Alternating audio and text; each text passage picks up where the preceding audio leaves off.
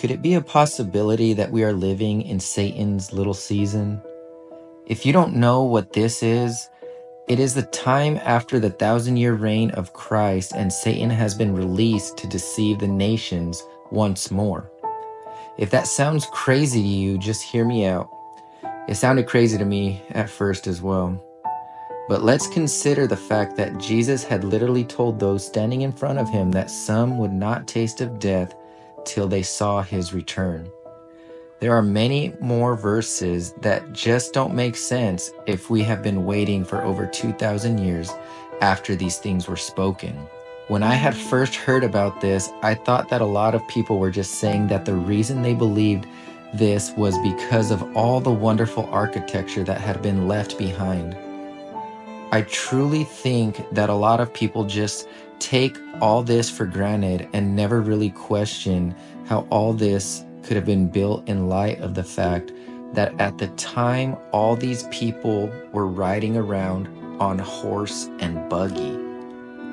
If anything, what it does for those of us who are paying attention is that it gives us perspective. Now, what I mean by that is it shows us the vast contrast between the people and the buildings around them. Another thing, there is also something called Lichtenberg figures that can be found all over the earth. Now, a Lichtenberg figure is formed when there is an electrical discharge, and this has been replicated in real time so we can see the similarities, and people have done these tests. What's really interesting is that it also appears as if a third of the earth has been burned up, just as the Bible says in Revelation. A third of the earth is literally desert. Can it be a coincidence? Maybe. But how many coincidences do we need to see before we start realizing that something catastrophic may have happened in our not so distant past? Is it also a coincidence that where you find these Lichtenberg figures, you also find what look like to be melted buildings?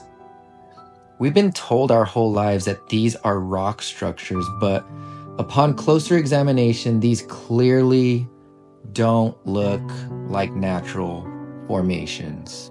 The evidence is right in front of us, and it always has been. The problem is that we've never known what we were looking at up until now.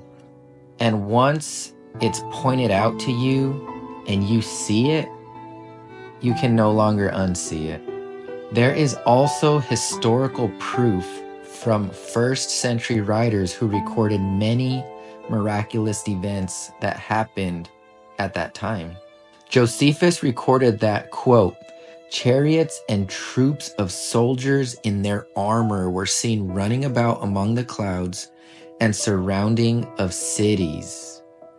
Another historian named Tacitus recorded, and I quote, in the sky appeared a vision of armies in conflict, of glittering armor. Another historian, Josephon, recorded also, and I quote, moreover, in those days were seen chariots of fire and horsemen, a great force flying across the sky near to the ground, coming against Jerusalem and all the land of Judah, all of them horses of fire and riders of fire. This would seem an incredible account if it was only stated once. But here I have presented 3 accounts outside of the biblical account that seem to support events mentioned in the Bible that come to pass at the destruction of the Temple of Jerusalem in 70 AD. The Bible states that out of the mouth of 2 or 3 witnesses, a thing is established. Guys, this has always been around us and in front of us. We just never knew what we were looking for, or we never knew what we were looking at. If we don't know our past, then how can we know our present or our future?